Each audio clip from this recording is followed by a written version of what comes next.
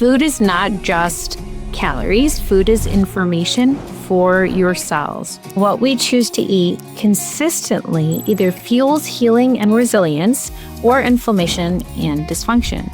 So today, I want to talk about these 7 foods I personally stopped eating after cancer because they contribute to that kind of inflammatory environment and may increase your risk for cancer.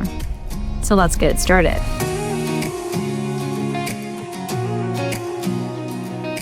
Before we dive into today's episode, I want to start with something really important, okay? No single food causes cancer. Cancer is not caused by one meal, one ingredient, or one decision. What matters much more is the environment we create inside of our body over time. Cancer tends to thrive in environments of chronic inflammation, metabolic dysfunction, and oxidative stress and immune suppression, okay? On the flip side, our bodies also have incredibly powerful systems designed to repair DNA, regulate inflammation, and eliminate abnormal cells before they ever become a problem.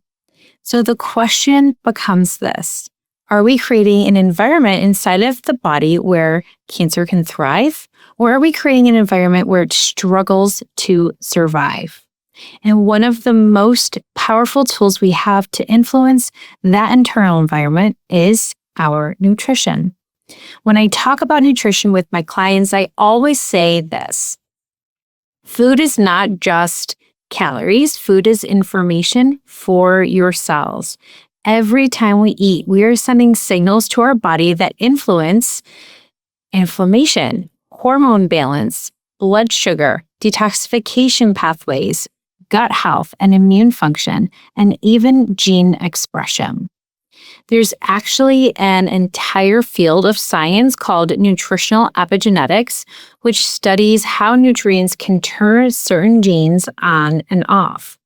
Meaning what you eat can influence whether genes involved in inflammation, repair, or disease risk are activated or suppressed.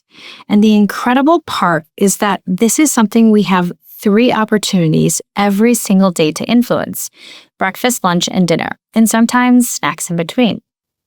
So what we choose to eat consistently either fuels healing and resilience or inflammation and dysfunction. And I've seen just how powerful this can be in real life. I had a client come to me who was about 3 years out from her breast cancer diagnosis. She was a survivor. She was doing well from a cancer standpoint, but she was really struggling with several metabolic issues.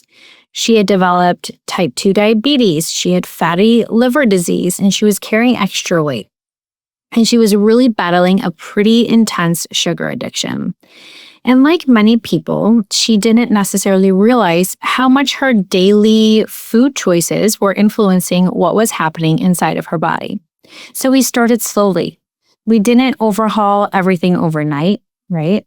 We started with just one simple concept: how to eat in a way that stabilizes blood sugar.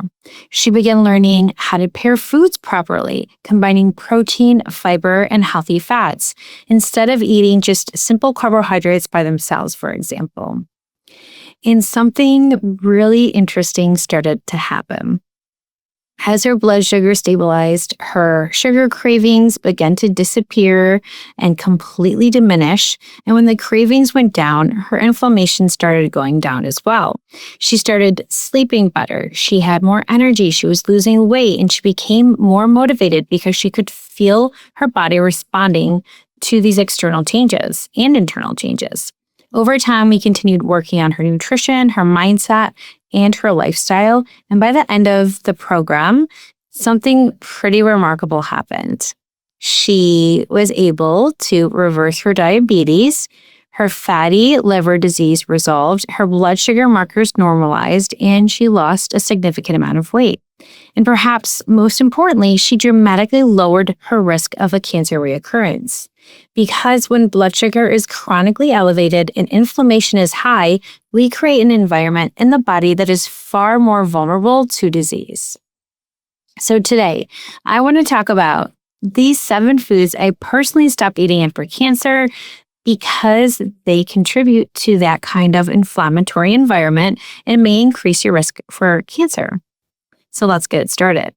Number 1, let's start with one of the most well-researched dietary cancer risks, processed meats. These include foods like bacon, sausage, hot dogs, corned beef, deli meats, pepperoni, salami, charcuterie meats, right?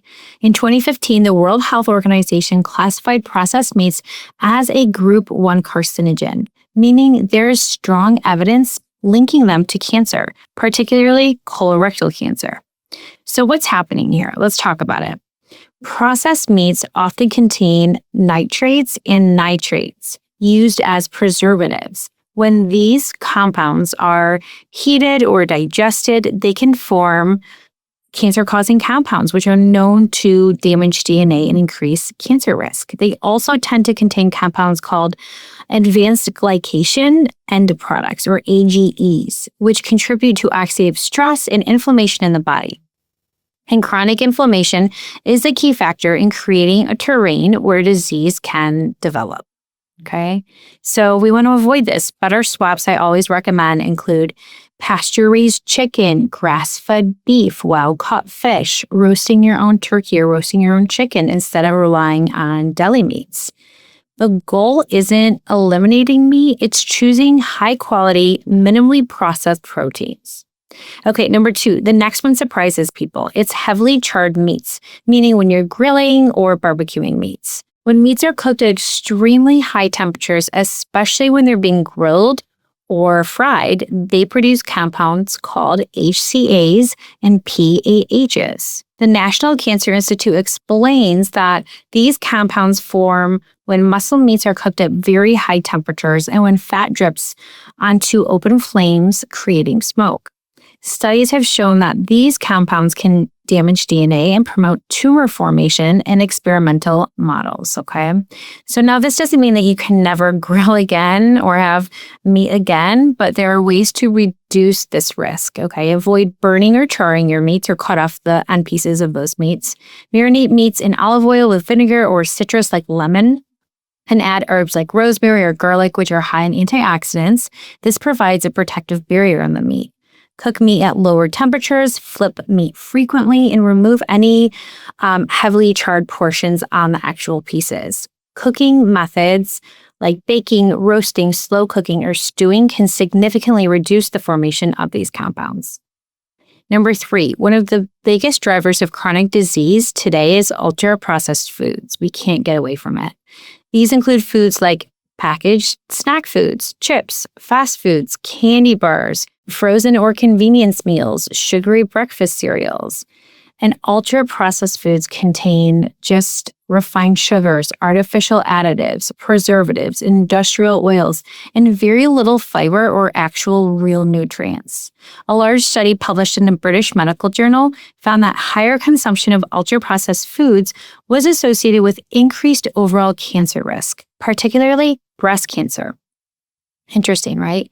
These foods tend to disrupt the gut microbiome, spike blood sugar, and increase overall inflammation within the body. Better options include whole foods, simple whole-cooked meals, and fruits, nuts, yogurt, or hard-boiled eggs for snacks, avoiding the packaged foods. Whole foods send a very different metabolic signal to the body than ultra-processed foods. Number 4, foods made with refined sugar and white flour are another major contributor to metabolic dysfunction. Think of foods like pastries, donuts, white bread, cookies, cakes, and again, sugary cereals. These foods rapidly spike blood sugar and insulin levels. Insulin is not just a blood sugar hormone, it's also a growth signaling hormone. In chronically elevated insulin, increases levels of IGF-1, a growth factor linked to cell proliferation. So over time, this can contribute to inflammation, insulin resistance, and metabolic dysfunction. Okay, some better alternatives include berries or fruit instead of sugary desserts, whole grains like quinoa or glyphosate-free oats, baking with almond flour or coconut flour, and pairing carbohydrates with protein and fiber to stabilize blood sugar overall. And number 5 is sugary drinks. Liquid sugar is one of the fastest ways to overwhelm the body metabolically. Some examples include soda, sweetened iced tea, all the different energy drinks out there, the sports drinks like Gatorade, and dessert-style coffee drinks. Some of these beverages can contain 40 to 60 grams of sugar in just one single serving. So a high intake of fructose has been strongly linked to fatty liver disease, insulin resistance, metabolic syndrome, and metabolic dysfunction is increasingly associated with increased cancer risk as well. Even some trendy coffee drinks today contain enormous amounts of sugar and additives and preservatives. Better swaps include black coffee or making your coffee at home, matcha, herbal tea, sparkling water with citrus, using minimal sweeteners when you are making those drinks at home as well. Number 6 is industrial seed oils, which are highly processed. Industrial seed oils include oils such as soybean oil, corn oil, canola, cottonseed oil, refined sunflower or safflower oils. These oils are often heavily refined using chemical solvents and very high heat. During this process, they can become oxidized, producing compounds that contribute to chronic inflammation. Many of these oils are also extremely high in omega-6 fatty acids, which when consumed in excess can promote inflammatory signaling pathways. These oils are extremely common in restaurant foods, in packaged snacks, fried foods, and fast food. And that's the problem. We're exposed to them so much. So they're in so many different varieties of food. So we're getting an influx of omega-6 fatty acids in our body through our diet. Some better fats to include are extra virgin olive oil, avocado oil, grass-fed butter, ghee, coconut oil, etc. And lastly, number 7 is artificially sweetened diet foods, okay? Many foods marketed as diet or even sugar-free can also create a host of problems. These include diet sodas, artificially sweetened drinks, sugar-free candy, and low-calorie, ultra-processed snacks. Artificial sweeteners like aspartame and sucralose have been shown in some research to alter the gut microbiome and influence glucose metabolism. And the gut is deeply connected to immune function. In fact, about 70% of the immune system resides in our gut. So better options can include whole fruit, small amounts of natural sweeteners like honey or maple syrup, and even retrain your palate to prefer less sweetness over time, because we can retrain our taste buds once we kick artificial foods out of our diet.